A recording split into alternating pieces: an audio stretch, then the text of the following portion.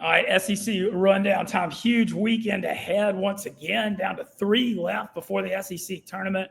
Barstool Mintzy joined by Peyton Chotnier. Peyton, kind of getting down to the nitty gritty here, man. Yeah, we are. We're figuring out a lot about this SEC. Obviously, I think we should get right into a big decision coming down in Mississippi, huh? Yeah, no, we got to get right into that too. Yeah. I have some thoughts on it. So Chris Lemonis, national championship winning head coach of Mississippi State in 2021, let go in the season when Mississippi State was 7-14 in the SEC after losing 2 out of 3 to Auburn and then losing the Governor's Cup in 10 innings to Ole Miss the week before.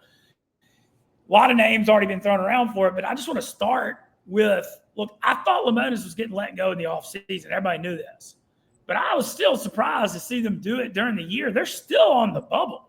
Like, there's still stuff in front of them. And I thought winning a national championship at the school would buy you till the end of the season. I'm just curious where you are on all this. Yeah, I think it just shows, like, the relationship he maybe had with his AD. The AD, I guarantee you, is doing this just to please the donors. Like, it's just showing, hey, I know we're going to work on something because all the people want is a change, even if Lemonis wasn't the problem. Like, I truly said this last week, I don't think he deserves to be fired. I really don't. But No. The nature of the game, and if that's what the donors, if that's where your money's coming from and that's what they want, it's going to get done. In my opinion, I hold this standard. If you win a national championship, let's say you get the next 7 years no matter what. Like, I applauded the old Bill Simmons used to say the 5-year grace period after championships. Yeah. And now it's like a year or two now. Like Coach O at LSU and football. Dude, it's a crazy world we're living now. But Mississippi State, obviously, you've got Duty Noble and rabid fan base, and they'll put big money toward baseball. So I guess they're thinking by making this move now, they can target who they want, do more back channeling, and they're probably going to throw a lot of money at the next guy too. So. Oh yeah, this is a spot that pretty much every coach is going to want. Besides your big SEC schools, maybe. Other than that, like, this is a spot to be honest. And I hate to say it, but like, this program is one of the best programs out there. They really are, from the fan base to the stadium, just the record that they've had, the history with Mississippi State. They're unbelievably good, and they do deserve a great coach. And they're going to go out and get it. It's going to be some big name guy if I had to take a guess. But we'll see. I'm interested to see. The midseason fire to me is just weird. I don't like it. I don't. Look, my thing with it, I get it. If you're like, 4-17 in the SEC and you're just dead out of it, sure.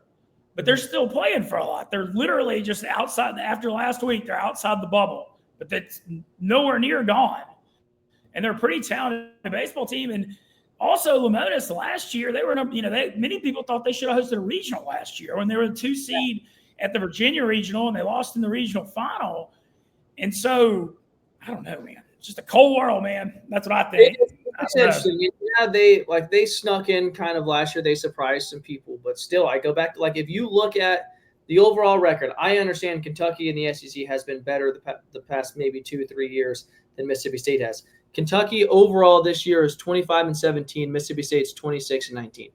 Nobody is sitting there saying, what's going on over there with Minjione. Nobody is saying that. So I don't know. And I get it. I get it as far as a fan. If I was a fan of Mississippi State, which I'm very far from it, but if I was, I would understand, you demand excellence at that place. And if you're not getting it, well, let's make a change. I just personally don't think that change needed to happen yet. Yeah.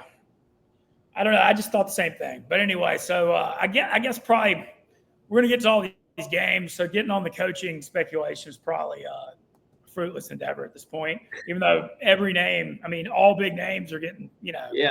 It could be anybody. I've heard the Vitello's right-hand guy at Tennessee. Mingione's name's mentioned at Kentucky just because he's a former state assistant. But, man, I've heard all kinds of other names. Me too. We'll see what happens. We're far from a new coach yet. From a real. All right, getting to the SEC. We'll just go ahead and start. Arkansas, Texas are going tonight. This game's up and bomb in Fayetteville, Texas. 19-2 in the SEC. 3 one-run wins against A&M. They find a way, especially in that ballpark. I don't know. It's pretty incredible, especially when they lost their ace Jared Spencer and Max Bellew. Their Golden Spikes candidate are both out. and they're still doing this game after game. I mean, I don't know. It just kind of blows my mind. I mean, I don't see how you can win so many close games. It's I think really, you said it. You said it just right. They find a way to win, and that's kind of been Slosh's whole MO. His whole career. It's like he just finds a way to win. He's a really good coach, and that's what he's done with Texas here. I find it very surprising. I think I'm still on the side that Vegas is on here, but to have Arkansas minus 145, is that correct? 145 to start this game? The Thursday night games, Arkansas minus 145 at home against the number 1 team in the country. And like Vegas usually makes me lean Arkansas tonight when I see that's Texas. surprising to me, but hey, I'm with it, I guess. Yeah, I think they're really good. I mean, I think Arkansas is winning 2 out of 3 this weekend. Maybe I'm crazy. Texas has to regress. You win every game by 1 run, and maybe they can go forever. But the other thing too is I think they also do it in that they're unbelievable in that ballpark. They swept Georgia, Auburn, and A&M all at home, so they're obviously a really good team. But I feel like it's a big weekend for Arkansas after losing 2 out of 3 at Florida last weekend, and they've actually, I believe, lost 2 out of 3 weekends in a row. Yeah, they've kind of slipped down a little bit, but I still think they're a very talented team, and playing in that stadium is unbelievable. We said that last week with LSU. Playing in that that stadium is unbelievable too. It's hard to play at. It's hard to win at.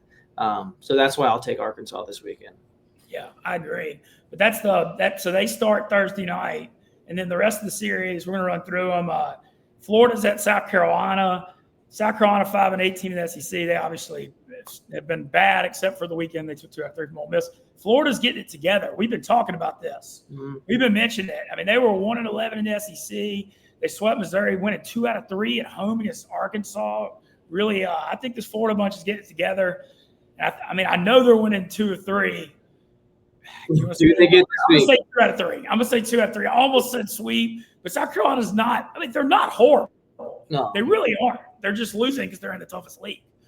Exactly. They're in the SEC. It's impossible to be as good as some of these teams are. But Florida's kind of on the same boat with a lot of these SEC teams where you can never count them out. Like if Arkansas had as bad of a record as Florida does, which it's not horrible, but if they did, you would say the same thing about Arkansas, where it's like they're just scrappy and they find a way to win. You can never count Sullivan out of it. I don't think they're the best in the SEC. That's not what I'm saying, but I just think they're still not a team that's like, oh, it's Florida, let's count them out at this point. You can't. You saw that last year. You literally can't count them out. It's Florida. I don't think they sweep, but I think they take 2 out of 3. Yeah, I'm such a believer in baseball just being the weirdest confidence momentum thing. Yep. I mean, when I see teams like Florida with their coach and their history, and you saw them last year, man, I don't know. It almost feels like they might be saving it for the end of the year. I know. That's what it's crazy. Like I feel that about A&M too. That's just baseball's a weird sport. And like I feel like as great as Texas has been, like how can they keep this up anyway? Yeah. I mean, that's kind of like the Tennessee team in 22. Like they were literally the best team in college baseball and couldn't get it done. It's just so weird how it works. I don't know. I'm definitely taking Florida this weekend though. Yeah, as am I. All right, Kentucky heads to Mississippi State. Mississippi State's interim. They crushed a horrible Memphis team, like 18-6 Tuesday night. And I mean, respect to their fan base, 9,400 people there on a Tuesday. Got to respect that for damn sure. Taking on Kentucky, who's 10-11 in the SEC, but they're scrappy, man. They are a scrappy bunch, and they're an NCAA tournament team. Mississippi State, sometimes the interim coach thing, you see it football, you get a little new energy. You know? That's what I was going to say. I think I'm going to go State 2 out of 3 here with this little new. I was actually going to say that. Look, this might sound crazy, but I think these kids are playing with this like, hey, screw it, who cares now? And they're going to play so much better. Watch, they're going to win 2 out of 3 this weekend just because they're like, whatever. We don't even have a coach right now. Yeah, I'm curious. That's a really Mississippi State 7-14 in the SEC. Realistically. I mean, 13-17 SEC, you're in the NCAA tournament, period, done deal. I think 12-18 does in this league. So you're really looking at where they're at right now. You know, but I mean, that's 5-4 down the stretch from 7-14. Yeah. I mean, it can be done. They're going to be in the SEC tournament, so you've got to count those games as well. Yeah, for sure. All right, Auburn at Tennessee. Tennessee, man, Peyton, I just got to bring it up. The Bear Jones walk-off. At 1:17 a.m. in Baton Rouge last Friday night was one of the most incredible. Like, you just got to respect it. I mean, why you love college baseball? They've got 8,000-9,000 fans after a 3-hour rain delay, just losing their minds. I mean, that he hit that dude. He hit that ball to South America. That was he hit 452 foot, and then LSU down 3-0 going to the ninth at 1 a.m. Dean Curley, who's awesome, maybe even All-American candidate, makes 2 errors at third in the ninth. I don't know. It just goes back to my theory that God's an LSU fan that I've been saying for 20 to 25 years, because the stuff that happens with them in baseball and football, it defies logic. But LSU took 2 out of 3. Tennessee's still a great team, though. Obviously they lost 2 out of 3 the last 2 weekends because Kentucky got them. But, man, they have the number 1 pitcher in college baseball toeing the rubber with Liam Dole going Friday. So I feel like back here at home, I mean, does Auburn win a game in the series? What do you think? I think they take 1. It's hard to get a sweep this weekend. I think it's crazy that Auburn is ranked higher than Tennessee. I don't care how well they've done. If you're going to put them against each other, you're going to say that Tennessee is going to beat Auburn, regardless of where they're playing, even if they weren't at home. Like, I think that's crazy to me. They definitely take 2 out of 3. But let me go back to that Bear Jones home run. I have one complaint. One complaint as a player who dreams of that moment. That is like exactly the scenario you want. Bottom of the ninth, it's crazy. You got 2 guys on, whatever. My only complaint is if you are the umpire, you let Bear Jones sit there for the next 45 minutes in the box if he wants to. He doesn't have to jog to first base. He can walk backwards to first base. You're allowed to do whatever you want in that scenario. That would be my only complaint. It's like, dude, come on. This guy just hit a walk-off bomb in one of the coolest stadiums, coolest fan bases ever. You're going to make him, come on, have a little fun. Yeah, I agree. But that was just a crazy scene.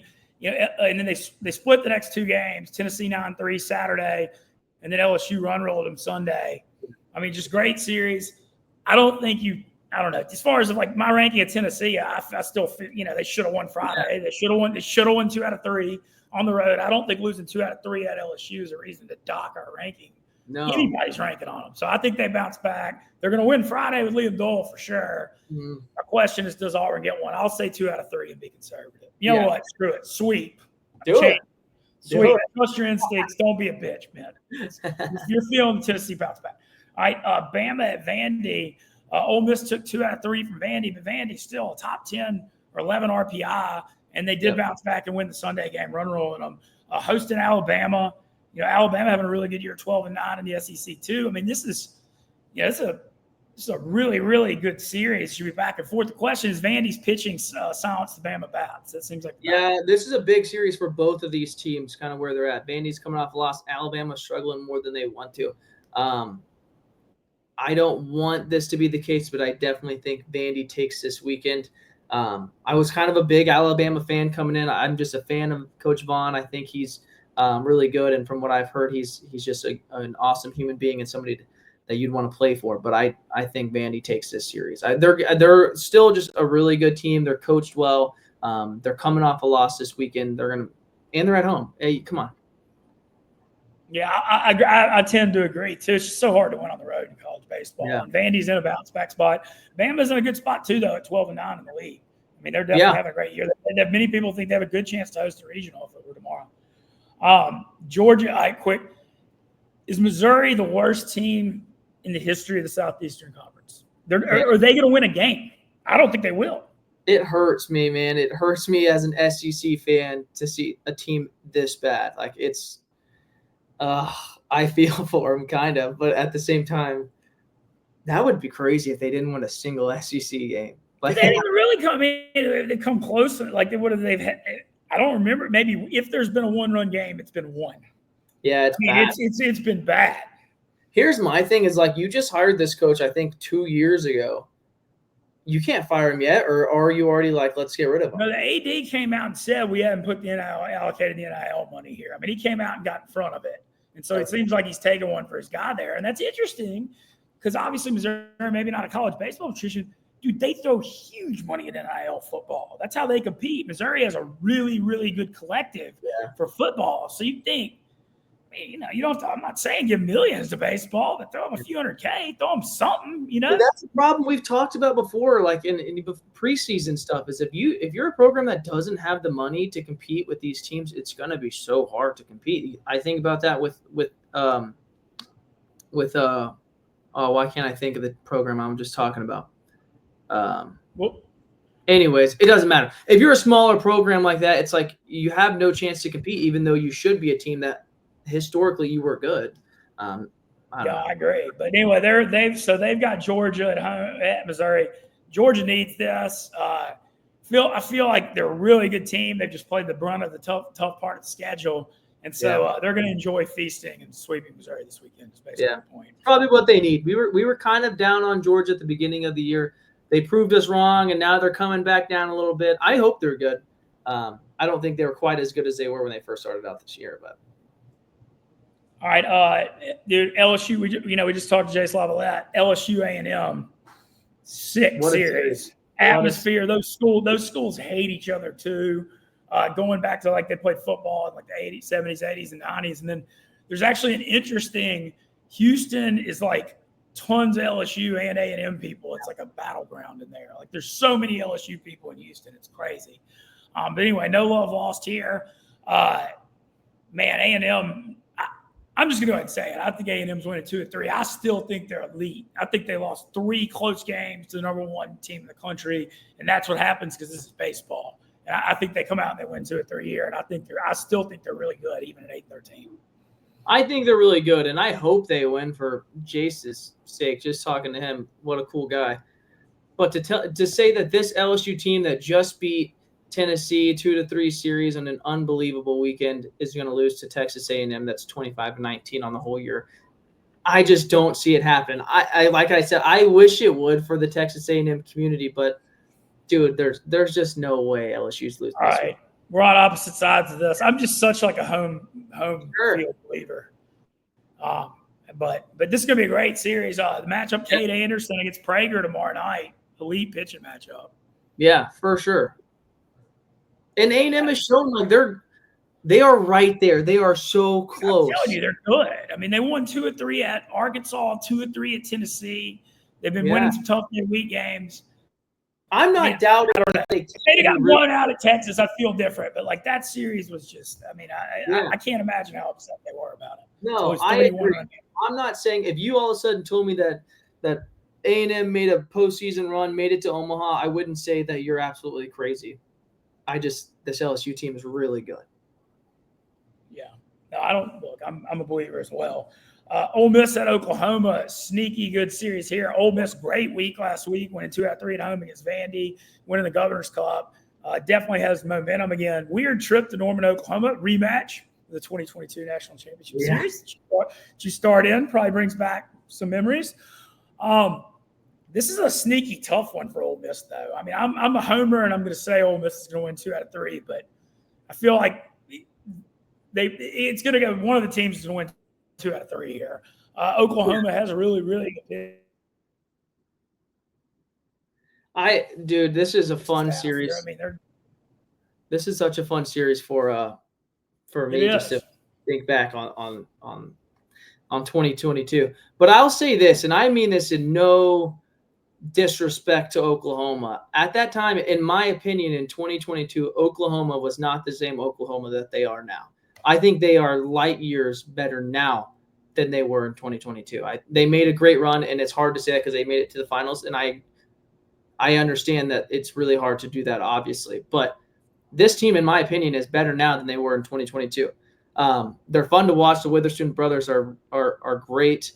Ole Miss, though, man, they just keep surprising everybody, and it's awesome to watch, dude. It's really cool. I'm obviously taking Ole Miss 2 out of 3 here. This is going to be a sneaky, sneaky good series to watch. Oh, this is going to be a hotly contested. I remember the Ole Miss Kentucky series was super hotly contested. Ole Miss won 2 or 3 a few weeks ago. Yeah. I feel like this is going to be like a similar kind of deal. I'm going Ole Miss 2 out of 3 too.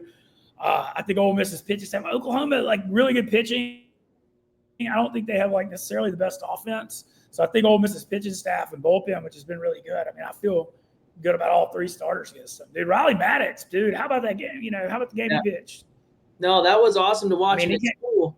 It's cool to see, like, everybody's talking about Hunter Elliott, which you should. He's an amazing player. But then to be able to have Riley do what he did like last Saturday, man, this pitching staff. 7 innings, one earned, I believe. Yeah, that's awesome, man. Yeah, the Rebs are good. The lineup depth is good too, man. A lot of people, they've got guys. They got a lot of guys that can hit. So it's exciting. It's a lot of fun for Ole Miss fans. And right now, right on the edge of hosting, man. Definitely have a shot. At Oklahoma, at State, and Auburn at home, I believe the last 3. So, I think, keep it going. It could be done. Yeah. That would be unbelievable to get a regional back in Oxford. Certainly would be cool and well deserved. All right, fine. That's all the SEC series, but great weekend. Obviously, huge news on Mississippi State. Just going to be an awesome weekend of college football, college baseball. I can't wait to watch Ole Miss, Oklahoma, and LSU, A&M. Those 2, and Texas, Arkansas. What am I even saying? It's 3 series that can't miss them. Yeah, no, great series. Also, if you haven't, just go check out the interview with Jace. What a great player. We think he's obviously really good. We've been talking high on A&M, so it'd be cool. Yeah, he's a good chance to be the first overall pick. Yeah. I didn't want to, I'm not trying to ask that stuff. That's like for him, that's got to be all. You know what I mean? I feel like for sure. Cool. A little bit. All right. Well, thanks for joining Peyton and I. SEC rundown for this week. Going to be a hell of a weekend. Hell yeah. Let's go.